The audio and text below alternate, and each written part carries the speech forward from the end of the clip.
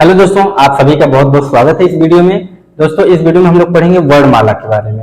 वर्णमाला एक बहुत बड़ा टॉपिक है और इस वर्णमाला के टॉपिक में मेरे प्यारे बच्चों हम लोग जानेंगे कि वर्ड जो होते हैं टोटल 52 अक्षर होते हैं और 52 अक्षर में कौन कौन से वर्ड ऐसे होते हैं जिनको क्या क्या बोला जाता है। तो चलिए हम लोग शुरू करते हैं।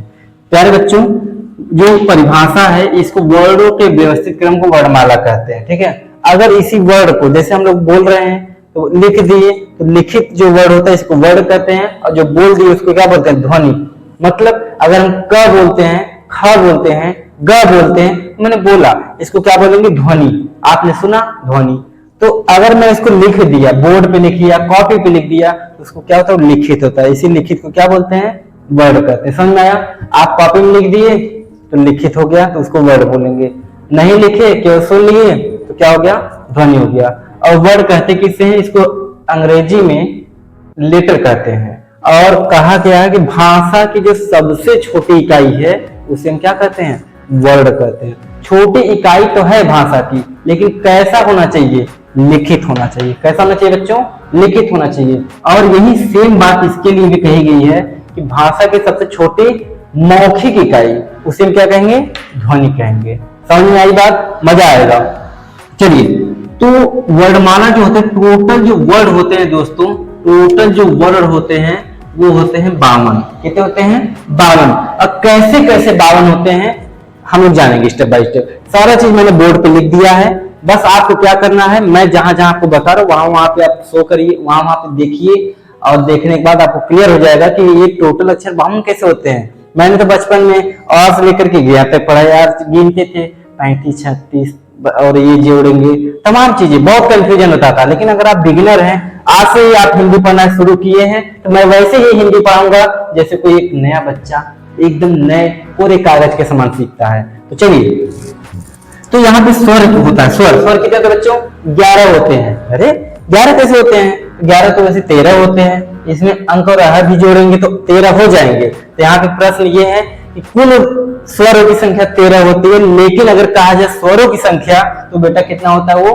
11 होता है। क्लियर करिएगा। अच्छा, ये अंक और आहार कहाँ गए? अरे यार काहे चिंता कर रहे हो, अंक और आहार इधर है, दिखाई दे रहा नहीं? अयोगवाह बोलते हैं। कैसे होता है कोई बात नहीं, बताते हैं। तो स्वर की संख्या कितनी होती है बेटा, 11। व्यंजन की संख्या कितनी होती है, 33। अयोगवाह की संख्या कितनी होती है, 2। संयुक्त व्यंजन 4। उत्क्षिप्त या द्विगुणी व्यंजन 2। तो 11, 33 मिला करके आपका हो जाएगा 43, 44 और 44, 2 46 और 46 और 4 कितने होते हैं, 50 और 50 और ये 2 जोड़ देंगे कितने हो जाएंगे, 52। टोटल हुए ना वर्णमाला में 52 अक्षर। तो अब देखेंगे कौन कौन से 52 अक्षर होते हैं। चलिए, तो स्वर में आपने देख लिया, इसमें अंक और आहार को छोड़ दिया गया है। ये हो गया आपके स्वर। क्लियर है? अब आगे इधर आएंगे बेटा कि जो व्यंजन होते हैं, व्यंजनों की जो संख्या होती है 33 होती है, 33 होती है। और इसमें आपको देखिए क ख ग घ अंग, यानी कि यहाँ पूरा दिया गया है। मैंने एक स्ट्रक्चर बनाया हुआ है, आप समझिएगा ध्यान से, बहुत जल्दबाजी करने की जरूरत नहीं, आराम से समझिएगा। देखो यहाँ क वर्ग लिखा है, च वर्ग लिखा है, ट वर्ग लिखे हैं, त वर्ग लिखा है और क वर्ग लिखा है। लिखा नहीं लिखा, ये वर्ग क्या है दोस्तों, आज इतना तो हम लोग पढ़े ही नहीं है। अरे वर्ग देखो, कुल मिला के जो वर्ग होते 1 2 3 4 5, तो टोटल जो होता है बेटा वर्ग जो होता है वो टोटल कितना होता है, 5। कितने होते हैं, 5। क वर्ग, च वर्ग, ट वर्ग, त वर्ग और प वर्ग। अच्छा 5, ये क वर्ग है, इसमें कितने अक्षर है, 5 है। 1 2 3 4 5, इसमें भी देखिए 1 2 3 4 5, मतलब कि हर वर्ग में 5 अक्षर है। कितने अक्षर है, 5, यानी वर्गों की संख्या 5 हो गई। और जब प्रत्येक वर्ग में 5 अक्षर है तो 5 और गुणे 5 करेंगे बेटा कितना हो जाएगा, 25 हो जाएगा, है ना। अब एग्जाम में प्रश्न कैसे आते हैं, समझ में आया? प्रश्न कैसे आते हैं बेटा, बताना कि वर्गों की संख्या, वर्णमाला में वर्गों की संख्या कितनी होती है, कितना होता है, 5। कितनी होती है, 5। अच्छा ये तो ठीक है, 5 हो गया। अगर ये क्वेश्चन कर दे कि वर्णमाला में वर्गों की कुल व्यंजनों की संख्या कितनी होती है, तो क्या बताएंगे, 25। समझ में आया? अगर ये पूछा जाए कि वर्णमाला में वर्ग, प्रत्येक वर्ग में कितने व्यंजन होते हैं, कितने, मतलब एक वर्ग में कितने व्यंजन होते हैं, कितना होते हैं, 5 होते हैं। क्लियर हुआ नहीं क्लियर हुआ? वर्गों की संख्या पूछे तो 5, वर्गों में व्यंजनों की संख्या पूछे तो 5, अगर वर्गों में कुल व्यंजनों की संख्या पूछे तो बेटा कितना बताना, 25। और इसी 25 व्यंजन को हम लोग क्या बोलते हैं, स्पर्श व्यंजन या संघर्षी व्यंजन। स्पर्श या संघर्षी व्यंजन, ये स्पर्श संघर्षी व्यंजन क्या होता है पढ़ेंगे ना, अभी चिंता क्या, अभी तो हम लोग को काउंट करना है कौन कौन से क्या होते हैं। अगला ये क्या मैंने बनाया, देखिए यहाँ पे अंग ई अड़ न म दिया नहीं दिया, ये जो बेटा दिया गया ना इसको बोलते हैं नासिक व्यंजन। नासिक बोले तो जो इसका वर्ड का उच्चारण करने पे नाक से जैसे हवाएं निकलती हैं या नाक के द्वारा प्रयोग किया जाता है, जैसे अंग ई अड़ न म किया जाता नहीं किया जाता, इसीलिए इसको बोला जाता है नासिक के व्यंजन। और नीचे अगर आप देखेंगे य र ल व, मैं इसको देखिए इनसे अलग करके रखा हूं, क्या किया हूं, इसको मैं ये अलग कर देता हूं। ये य र ल व क्या है, ये अलग से इसको हम लोग क्या बोलते हैं, अंतस्थ व्यंजन बोलते हैं। क्या बोलते हैं बेटा, अंतस्थ व्यंजन बोलते हैं। स ख स है, अब अगर देखेंगे तो इसको क्या बोलते हैं, उस व्यंजन। ये 4 है, इसकी टोटल संख्या कितनी होती है, 4, तो 4 4 ही हो गया 8, ये 4 हो गया और ये 4, 8 और 8 और 25 कितने होते हैं, 33। देखिए है ना 33। और इसको 4 में अलग करके इसको देखिए, आप लोग शायद बिगिनर होंगे, अगर शुरुआत करेंगे तो इसी को क्या बोलते हैं, अंतस्थ व्यंजन उस व्यंजन। क्या होते हैं अंतस्थ व्यंजन, क्या होते हैं उस व्यंजन, डरने की कोई बात नहीं, अगली वीडियो हम लोग लेके आएंगे ना, यही सब तो बताना है। आज के इस वीडियो में केवल मुझे आपको इतना बताना है कि टोटल वर्डों की संख्या क्या कौन कौन सी होती है और किसको क्या क्या बोला जाता है। तो आप देखिए अयोगवा, यहाँ मैंने छोड़ा था, अयोगवा की जो संख्या होती है 2 होती है, कौन कौन से होते हैं, अंक और अह होते हैं। क्या होते हैं दोस्तों, अंक और अह होते हैं। ये जो अंक होते हैं इसको बोलते हैं अनुस्वार, और जो अह होते हैं इसको बोलते हैं विसर्ग। क्या बोलते हैं बेटा, विसर्ग बोलते हैं।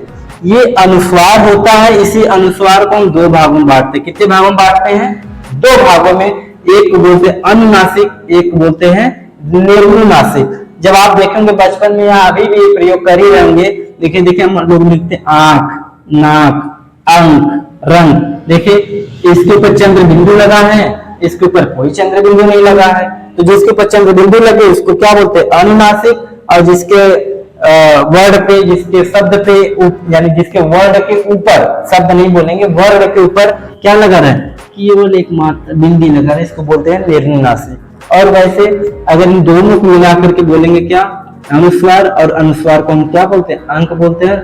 ये होता आपका अयोगवा होता है। ठीक है, समझ में आएंगे, डिटेल में बहुत शॉर्ट में बहुत अच्छे से बता दिया दोस्तों, सीखो इस चीज को। ठीक है, अच्छा एग्जाम में आ जाए सर ये याद कैसे करें, आता है कभी कभी कंफ्यूजन आपको आ जाता है कि याद कैसे करें। देखो अनुनासिक में चंद्र बिंदु लगता है, निर्नुनासिक में नहीं लगता है। अरे नी मतलब समझ आया, नहीं लगता है, समझ में आया नहीं आया, नी मतलब नहीं लगता, इसीलिए इसको क्या बोलते हैं, निर्नुनासिक। विसर्ग में आपका क्या हो गया, 2 बिंदु आता है। अरे इसका अह क्या, अह तो आप लोग देखते हैं लिखते हैं अतः, क्या बोलते हैं बेटा, अतः। देखो यहाँ लिखा, संस्कृत में सबसे ज्यादा प्रयोग होता है, राम होता नहीं था, देखिए हम लोग प्रयोग करते हैं राम, ठीक है ना, श्याम, जिसका भी नाम आता है, जिसका भी संज्ञा का नाम आता है, हम लोग ये आपका विसर्ग लगा देते हैं। ठीक है, आगे अगर बढ़े बेटा तो संयुक्त व्यंजन। संयुक्त का मतलब होता है जोड़ना, 2 वर्डों को जोड़ने पर, यानी 2 व्यंजनों को जोड़ने पर उसको क्या बोलते हैं, संयुक्त बोलते हैं। ये कौन कौन से व्यंजन है जो जुड़ गए हैं जिसको हम संयुक्त व्यंजन कहेंगे। देखो छ, त्र, ज्ञ, स्र, ये आपके ऐसे भी वर्णमाला में है जो 2 अक्षरों से जुड़ करके बने हैं। ठीक है, और भी अक्षर ये सब नहीं, बल्कि ये सब अक्षर 2 अक्षरों से जुड़ करके बने हैं। देखिए जो छ से छतरी बनता है, ये आधा क और खटकोड़ वाले ख से मिल करके बना होता है। बना ही नहीं बना, देखिए आधा क जिसपे हलंत लग जाता है उसको आधा बोलते हैं ना, आधा क और खटकोड़ वाला स, ख। इसके बाद त्र जो होता है आधा त, और इसके बाद क्या लगा इसमें, र, त, र, है ना।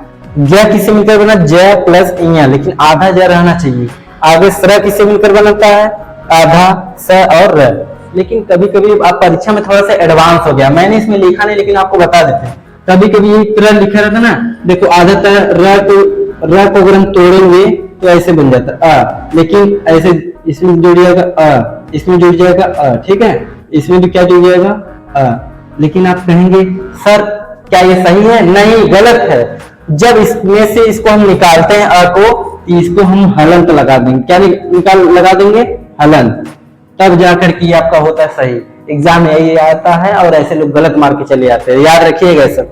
जब यहाँ पे हलंत लगे तब यहाँ आ निकल के आता है। समझ में आ नहीं आया? तो इस तरीके से जैसे हर अक्षर में इसमें देखेंगे व्यंजन में तो आ जुड़ा होता है, जैसे ही इसको हलंत लगाएंगे इसमें क्या निकल के आ जाता है, आ निकल के बाहर निकल के आ जाएगा। तो उम्मीद करते हैं दोस्तों आपको समझ में आया होगा ये चीजें, ठीक है। इसी प्रकार लास्ट ऑप्शन है मित्रों उत्क्षिप्त व्यंजन या द्विगुणी। अरे द्विगुणी का मतलब समझते हैं? अरे द्विगुणी का मतलब दो गुण पाए जाते हैं, दो गुण पाए जाते हैं। कौन कौन से? ये अड़ा है और ये अड़ा है। ये देखिए इधर इधर इधर देखिए इधर, ये क्या है? ड है, ढ है।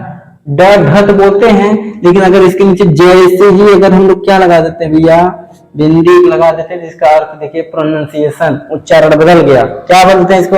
अड़ा। इसको क्या बोलते हैं? अढ़।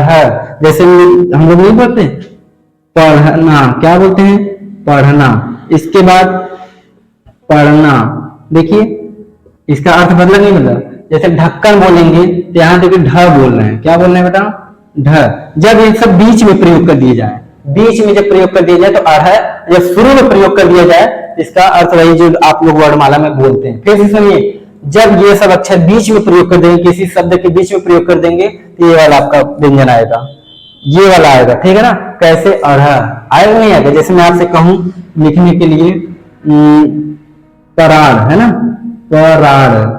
अब देखिए यहाँ पे अड़ा निकल के आ रही है, मतलब यहाँ पे सॉरी, यहाँ पे आपको इसका निकालना, ठीक है। जैसे मैं आपसे कहूं कढ़ी, क्या बोलूंगा? कढ़ी। देखिए यहाँ पे निकल के अढ़ी, अढ़ा आ रहा है। तो इस तरीके से आपको दोनों को क्या बोलते हैं? उत्क्षिप्त या द्विगुणी व्यंजन भी कहते हैं। तो टोटल मिला के बच्चों 52 अक्षर हो गए। किसको क्या क्या बोलते हैं मुझे समझ, मतलब मुझे लगता है कि आपको अच्छी तरीके से समझ में आ गया होगा। और अब हम लोग नेक्स्ट वीडियो में पढ़ेंगे वर्णमाला के भाग, मतलब एक को बांटते हैं स्वर में, दूसरे को बांटते हैं व्यंजन में। अब इनको अरे इसका भी तो ऑपरेशन करना पड़ेगा। एक स्वर होते हैं, इसमें कौन मूल स्वर होते हैं, कौन से दीर्घ स्वर होते हैं, ठीक है, कौन स्वर किस स्वर, कौन कौन से स्वर से मिलकर बना होता है, सारी चीज के बारे में हम लोग पढ़ेंगे। लेकिन ये चीजें आप ध्यान से पढ़िए। और ये शॉर्ट वीडियो की तरह है दोस्तों। शॉर्ट वीडियो इस तरीके से मैं कह सकता हूँ कि आप देखते ही समझ जाएंगे, जल्दी जल्दी आपको पढ़ना, बहुत सारे पेज को पलटने की जरूरत नहीं है। आप स्क्रीनशॉट भी लेना चाहें तो ले सकते हैं, कोई दिक्कत नहीं। कहीं से एक पेज में लिखो, वर्णमाला का पूरा हो जाएगा तैयार।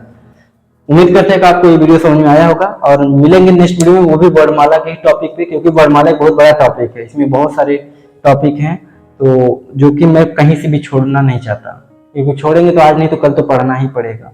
फिलहाल इस वीडियो में इतना ही, तब तक के लिए जय हिंद, जय भारत।